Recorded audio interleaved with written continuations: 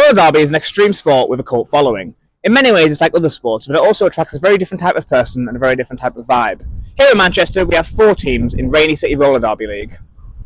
One of those teams, Rainy City All-Stars, is one of the best in the world. I went down to this leisure centre in Bury to find out more from everyone involved, seasoned players and trainees alike. In particular, I wanted to speak to people at Rainy City to get a sense as to what it was about roller derby that appealed to them.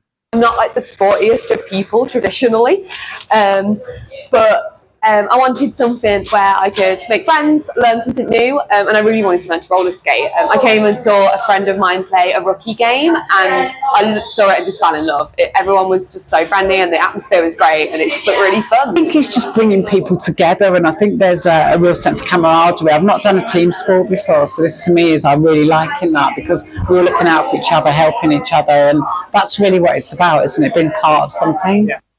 The full rules of roller derby are quite complex, but for a basic understanding, the game is played on a flat track over 2 30-minute halves. There are 2 teams with 5 players from each team on the track at any one time. Of those 5, one is designated as the jammer who can score points.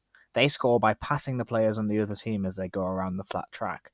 The other 4 players will try to block the jammer and stop them from scoring points. There are lots of other rules too. Pivots, penalties, official reviews, the sin bin and more. But a full understanding of every rule isn't required to enjoy the game. And despite the astonishing sights it can bring with its athleticism and at times brutality, I don't think the spectacle is where the appeal ends either. Instead, the real heart of roller derby lies in the people who play it, what motivates them, the community they have built, and their love for the sport and each other. Those who play aren't usually your typical people who compete in sports.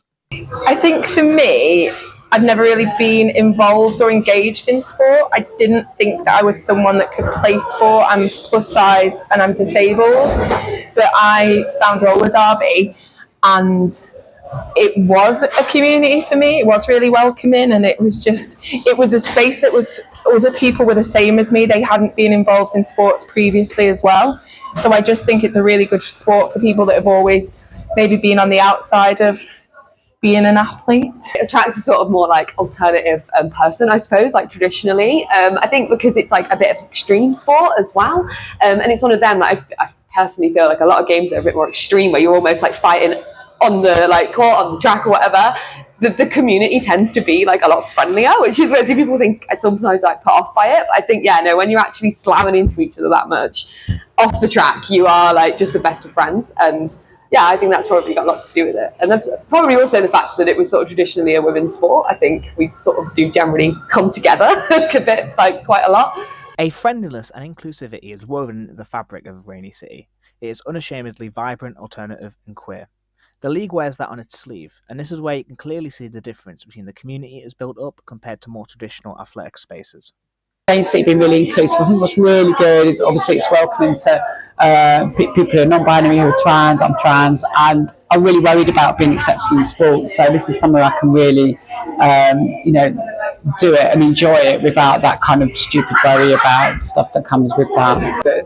30 years ago, it seemed no problem at all, and now it seems to be suddenly a problem, and I don't really get why. So I really worry about that kind of bad media around that, and being able to play with other women, for me, is really important as part of the team. I think it is a really welcoming space. I think if you look at like the gender policies for each kind of roller derby, it welcomes everyone. But I think as well, there's a lot of effort to be like that. There's a lot of consideration for how we're open to all different people, how we can change our language, how we can make sure that people understand drills and training, just to make sure it is inclusive. And I think once you try it and you see all that effort that's gone into making it a space for everyone, it's easier to stay in it. You don't feel like that you can't be in that space.